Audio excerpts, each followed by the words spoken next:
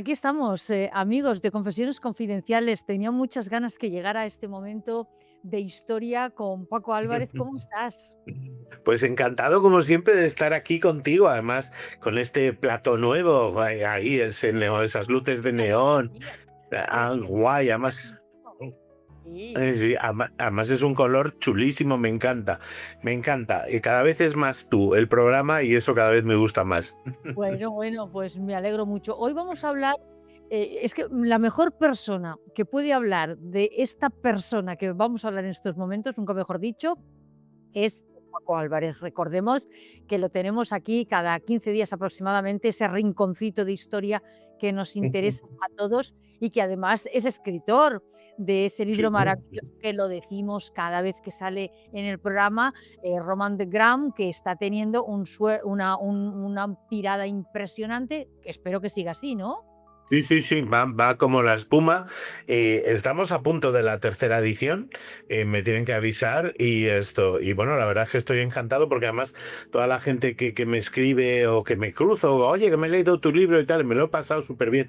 Digo, pues es que la historia no es aburrida, o al menos la historia, la que nos deberían de contar, y un poco pues es lo mismo que haces en tu programa cuando vengo, o lo mismo que hace Albert, o sea, o lo que pretendo hacer en mi humilde canal de historia también. Oye, pues son cosas que han pasado y que se pueden contar serio y aburrido, o se pueden contar buscando su lado interesante. Claro.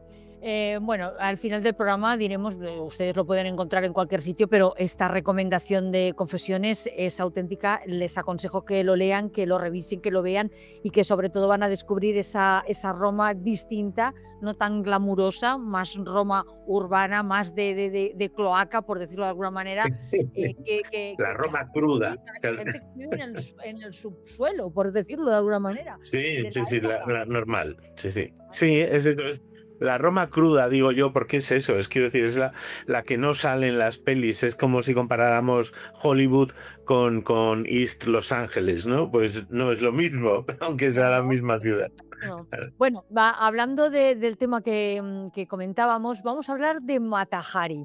Señores, Mata Hari, que ya el nombre como que lo tenemos en el subconsciente y vemos una mujer súper guapa. Aquí la estamos viendo en estas imágenes. Sí. Bueno, era guapa de la época, ahora realmente pues es un poco pues así, ¿no? Pero digamos que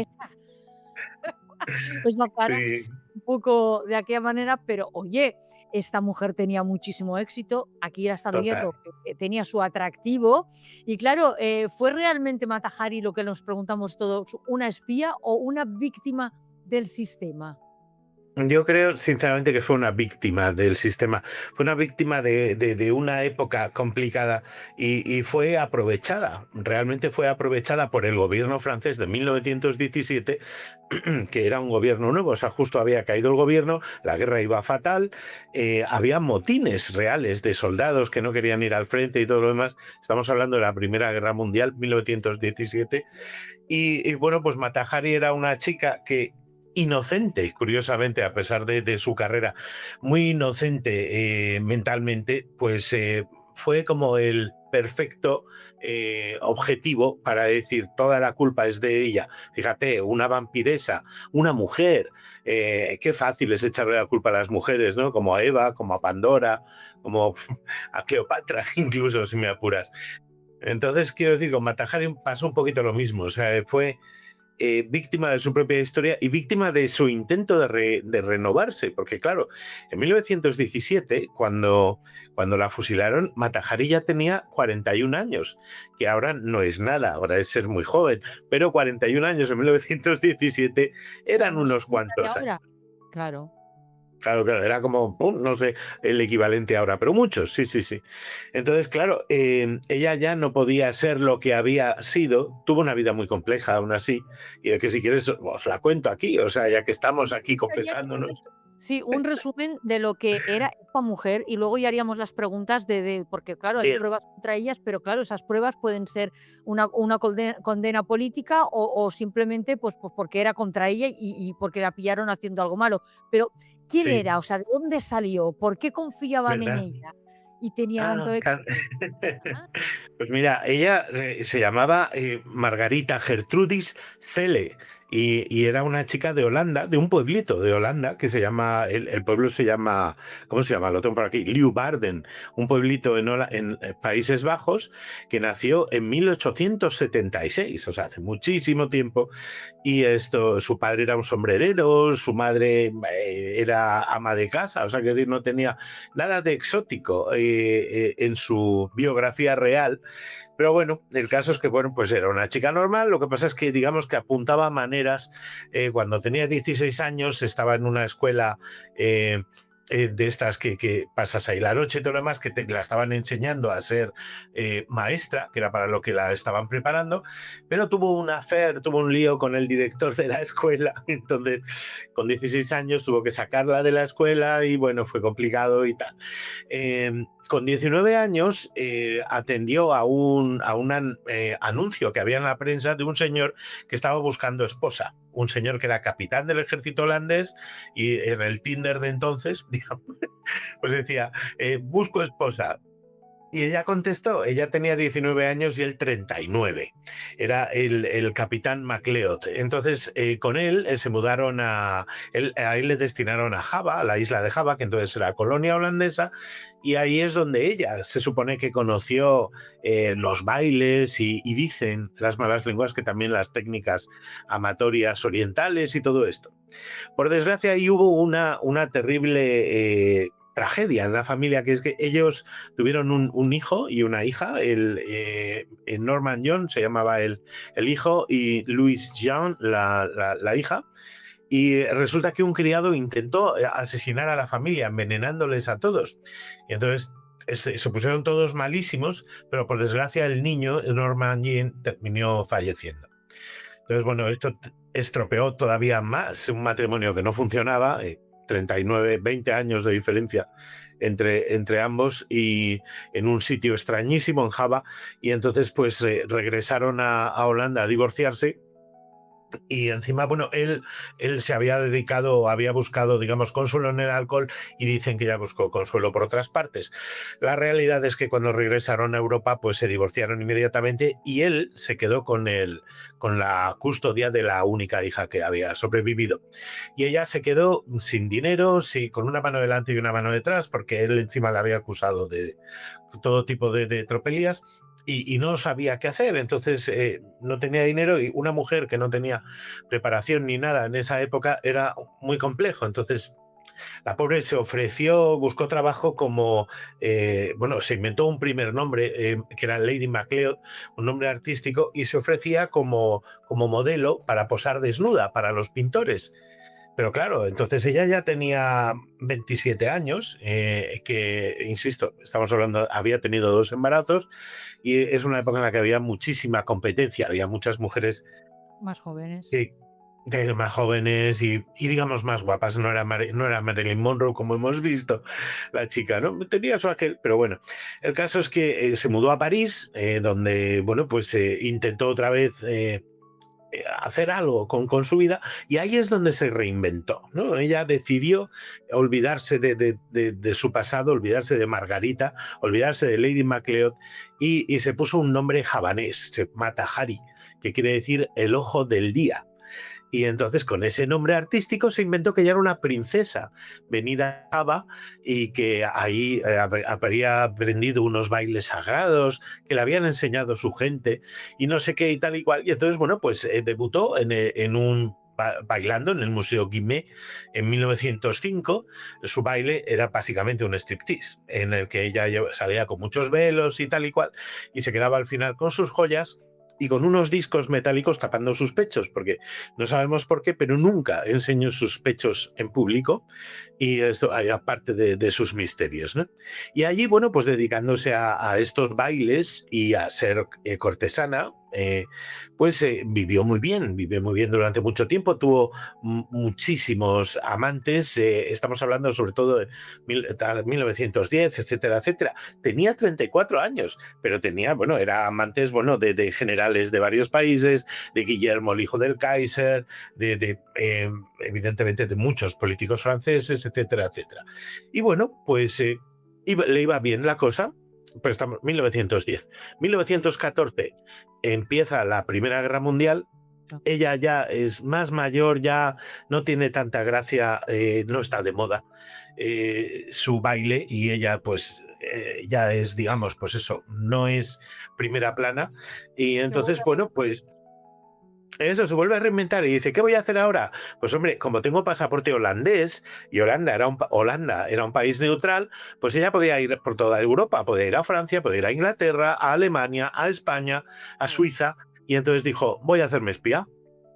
¿Y qué mejor para hacerme espía? Pues me voy a España, para empezar. Dicen que solía venir a España Vino mucho, por cierto. Se dice poco, pero vino mucho. Casi toda su carrera fue aquí. Muchas veces venía en barco a Gijón y en Gijón cogía un tren, que entonces funcionaban, mucho mejor que ahora, y, y venía a Madrid, donde se solía hospedar en el Palace. ¿Por qué en el Palace y no en el Ritz? Porque en el Ritz, en esa época, a los actores, por ejemplo, no les dejaban alojarse. Entonces, siempre el Palace era como más Más sí. permisivo. O sea, Sí, el actor era un medio pelo y solo querían los VIPs, ¿no? Por decirlo de alguna manera, sí, el rey. sí, solo el Ritz, solo nobles y gente así de muchísima pasta y tal.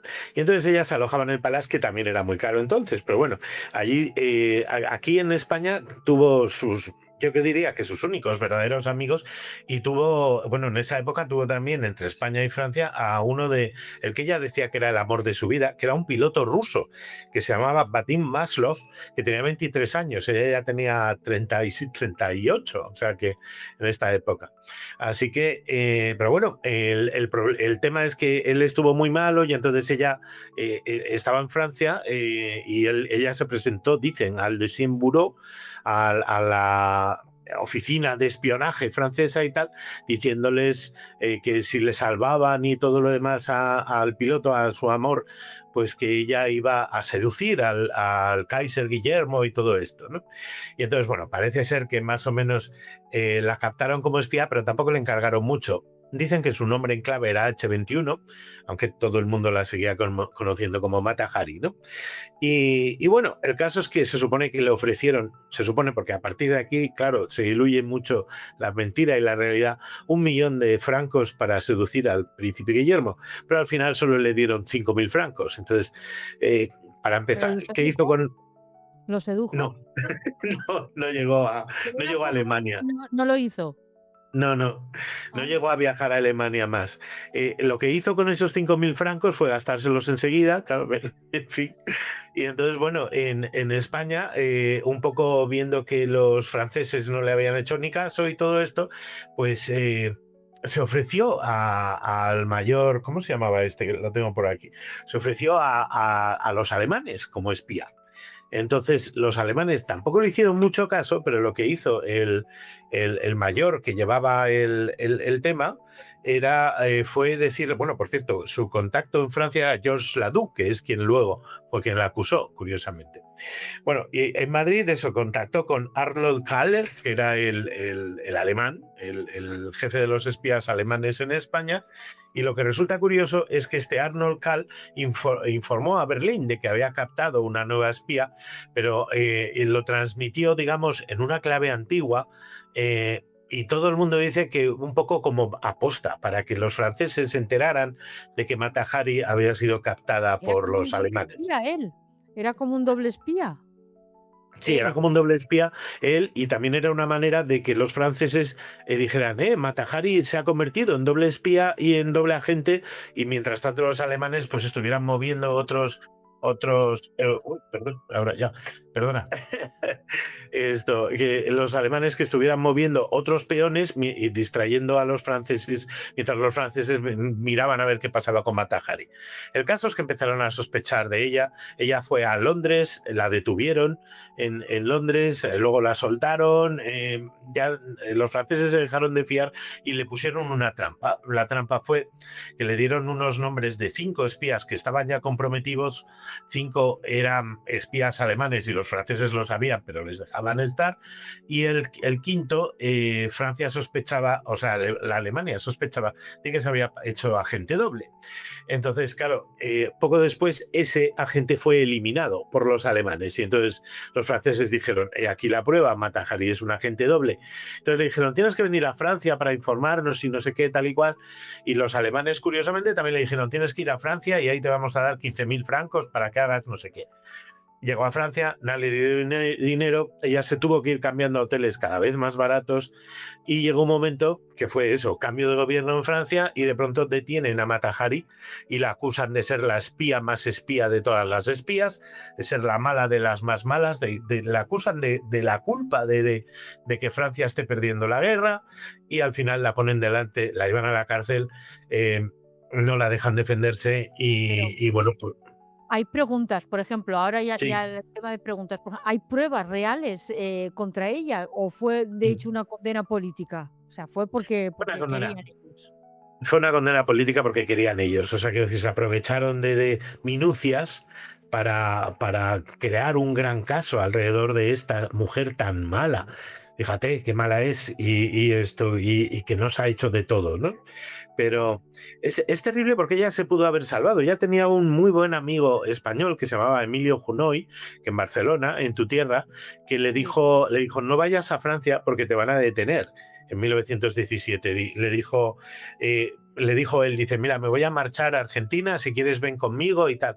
Y ella, no, es que estoy esperando un telegrama de Francia. Y se fue a Francia, eso fue su error. O sea, quiero decir, si de verdad hubiera sido tan mala, no se habría ido a un sitio donde la podían detener, se hubiera quedado en España, Pero a ella se la trágicamente. juzgó básicamente por lo que hizo o por lo que figuraba que representaba, porque al fin y al cabo no la pillaron haciendo nada, simplemente porque era Claro, la que aparentaba que era, ¿no? Que era una espía. exacto. Pero, Sí, sí, ¿qué exacto, hizo? porque no hay ninguna constancia, ahora que después que ha pasado el tiempo en la historia, no hay ninguna constancia de que le dieran ninguna información a Alemania nunca. Nunca. Quiero decir, porque evidentemente después se vieron los archivos y se ha visto, oye, esta señora era espía vuestra. ¿Qué dices? No, para nada, tal. Y vuestra, no, bueno, bueno, sí, pero tampoco, quiero decir que no era, ella, yo creo que eso de ser espía era como parte de un currículum nuevo, ¿no? Es ya que había sido princesa, javanesa, bailarina, exótica, cortesana, ser espía era como un paso más. Una Pero, un Sí, añadir. Pero entonces fue como utilizado un poco como cortina de humo en plena sí, guerra. Es decir, era una tipa que sí, que figuraba que era espía, que y rellenaba currículum por lo que tú dices, pero en realidad sí. es que no hizo nada con nadie, que sepamos No, no, que, yo qué sé, ni pasó información, ni sedujo al señor que tenía que seducir. O sea, no, iba de algo que no, aparentemente quedaba bien, pobrecito. ¿no? Titulillo. Claro, claro, ella yo creo que dijo, bueno, mira, ya que ya tengo 41 años, y como digo, 41 años de entonces, insisto, porque ahora quiero decir, hombre, no sé qué serían, como 80 de ahora, no sé. Y esto, entonces hay que recordar cómo eran nuestras abuelas, ¿no? Cuando tenían 40 años, o nuestras madres eran mucho más mayores que nosotros en esa edad. Nosotros afortunadamente no. Pero claro, ella dijo, ¿ahora de qué voy a vivir? Mis amantes ya, claro, ya, bueno, algunos seguían siendo amigos, de hecho, le pagaron su abogado y todo lo demás y podían haberla salvado de no ser porque estaba condenada de antemano. O sea, quiero decir, habían decidido que ella iba a ser el chivo expiatorio, ella iba a ser la vampiresa, la persona mala que iba a personificar el por qué la estrategia y los generales franceses no eran capaces de doblegar a Alemania.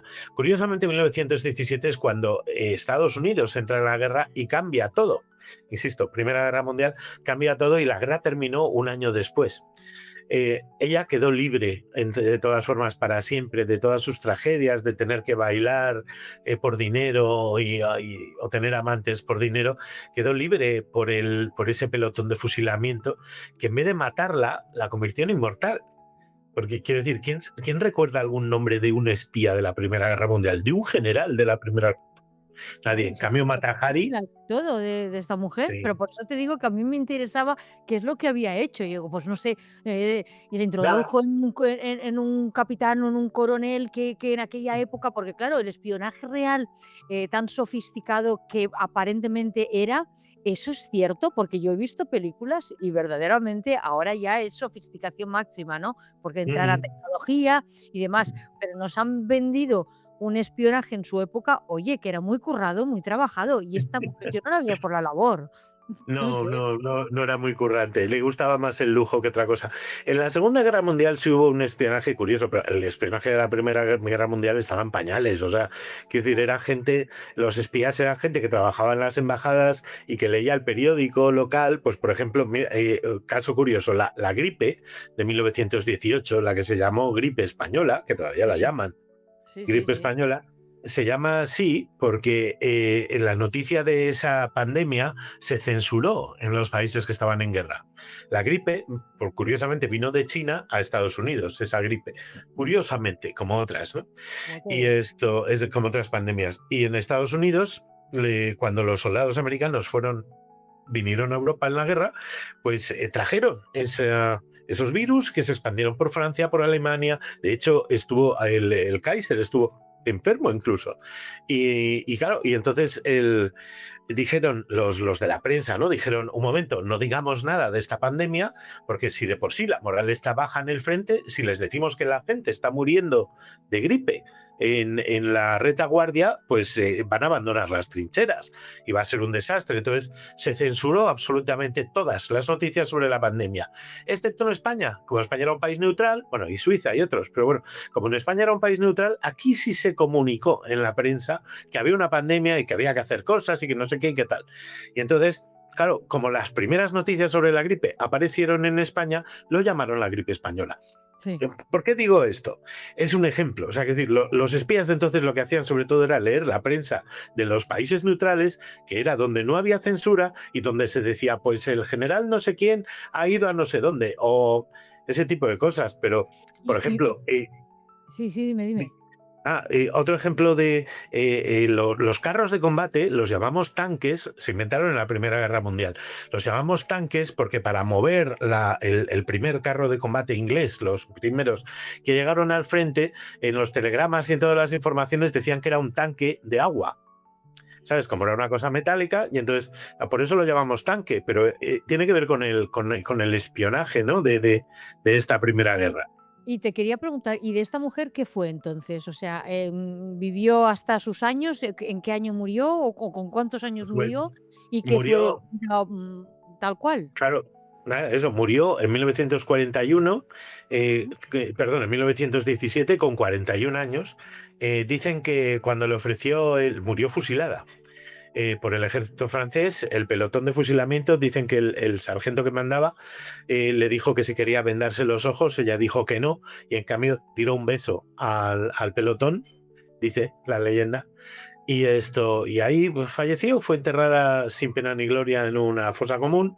Sea, se la Y cargaron tal esto, cual. Después de dejarla un poco bueno, libre, se reenganchó. Al no, no, entrar a Francia de nuevo, fue ahí. arrestada, ¿no? Por decirlo de alguna Eso, manera. fue A lo arrestada, mejor fue llevada a juicio, primero estuvo mucho tiempo en la cárcel y luego eso, finalmente decidieron fusilarla porque claro, así ya muerto el perro se cubrió la rabia, como dice aquel. Y eso fue terrible, por lo que digo, porque la utilizaron para culpabilizarse como chivo expiatorio, pues como eso, ¿no? Como ha pasado tantas veces con tantas yo creo mujeres que en la historia. influyó mucho la condición de que también era mujer en su ejecución y que figuraba que era una de las únicas mujeres que aparentemente era espía y que Ujú. tampoco muy inteligente por su parte si le recomendaron no vayas a Francia que te van a pillar, se va a Francia, no solamente la pillan, sino lo ejecutan. O sea que muy lista, no No, parecía. No sé su éxito, pero oye, me tiene mosqueada por eso. Una pregunta y sí, con esto ya acabamos. es una leyenda, es una leyenda. Ujú. Claro, es leyenda. Si viviera hoy, ¿qué sería? ¿Una espía o carne del escándalo mediático? ¿A quién podríamos a quién podríamos meter en todo este lío político que tenemos? Porque En vamos, este jaleo, claro, para madre darle mía. No lo sé, fíjate que es que a mí me cae muy bien Mata Hari como para compararla con alguien. claro. algún Pues político de los de ahora. pues Álvaro, Pero es alguien a quien echarán la culpa de todo, evidentemente, sin que hubiera hecho nada. Y luego eso, alguien que, no sé, la sociedad de principios del siglo del año pasado, perdón, del siglo pasado, también era muy hipócrita, como es esta sociedad, ¿no? O sea, por un lado era la Belle Époque y que felices somos todos, y la Bohème, y Moulin Rouge y todo lo que quieras, pero luego nos dedicamos a señalar con el dedo a las mujeres que son un poquito más libres que las demás. Entonces, bueno, pues eso yo creo que por desgracia sigue pasando. yo la veo muy Pasa cercana más. a la Chiqui, esta mujer, la Mata Hari, Puede, en otra puede ser, versión, muy sí. Chiqui, ¿no? O sea, llego yo aquí, yo mando, yo he dejado esto, ¿sabes? Aquella preponderancia que tiene esta mujer a la hora de sus diálogos y tal, es un poco Mata Mm. Hari, ¿eh? Puede ser. Sí, sí, sí, buena idea. Sí, sí, sí. Buena idea, dice.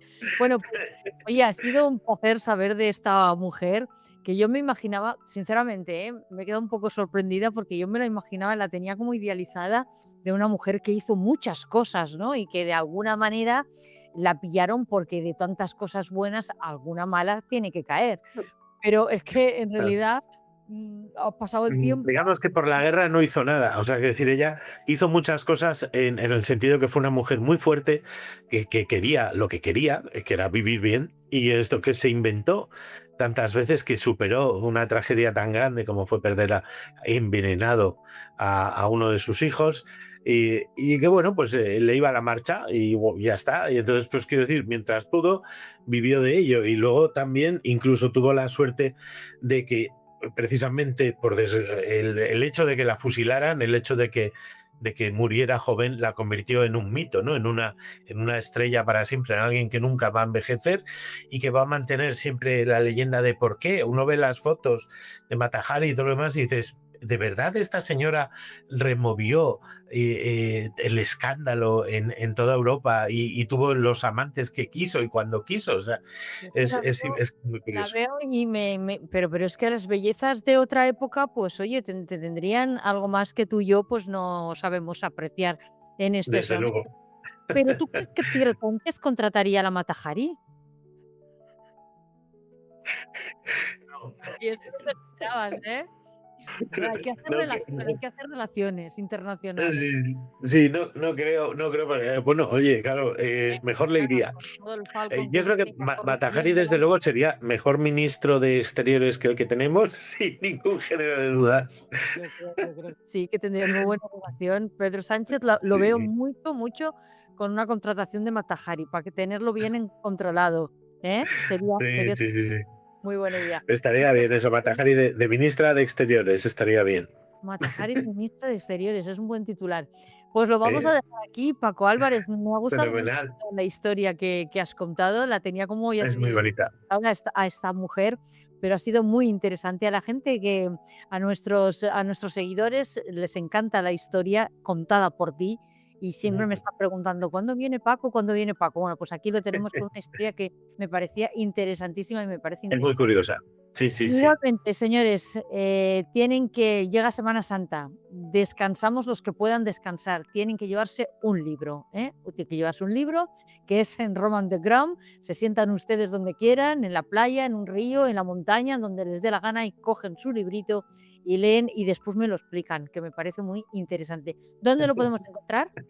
Pues en todas partes, quiero decir, en tu librería más cercana, en las plataformas, en los grandes almacenes, y si no lo tienen, pídelo, pero vamos, online en todas partes lo puedes encontrar, y ya te digo, y si en tu librería no lo tienen ahora mismo, pues que lo pidan, oye, que están equivocados. Bueno, ¿y dónde te podemos ver? ¿Cómo va tu canal? Bien, va muy bien. Somos eso, somos del grupo, soy el canal humilde, pero estoy muy contento. ¿Eh? Pues yo soy una curranta también, ¿eh? Bueno, Apuntamos, bueno, pero apuntamos. tú te lo curras más. Yo a lo mejor no tengo el tiempo suficiente, pero sí estamos ahí todas las semanas con media horita de historia, historia confidencial con Paco Álvarez. Y bueno, estoy muy contento. La gente que me ve es muy fiel, me escriben, me quieren, me paran y estamos y hablamos de todo. O sea, un día hablamos de ovnis, otro día hablamos del nacionalismo catalán o hablamos de lo que sea. Y entonces, pues es una charleta entre amigos y yo creo que, bueno, la gente que me dice que se entretiene, que se lo pasa bien. Entonces, pues más no puedo pedir realmente. Oye, no sabía que tratabas ovnis también. Me encanta a mí ese tema. No, hombre, hubo un episodio que se llamaba OVNIs en la historia y era un poco preguntándonos si efectivamente hubo o no hubo visitas y tal y cual. Hay que ver el episodio, no te voy a adelantar nada, pero, pero esto es curioso. En el canal y poder ver si les interesa OVNI, pero seguramente tiene muchas más cosas que nos puede Sí, interesar. sí. Paco Álvarez, ha sido un placer. Nos vemos próximamente. Un besito Cuando muy fuerte. queráis. Muchos Muchas besos. gracias. Hasta luego. Hasta Adiós. luego.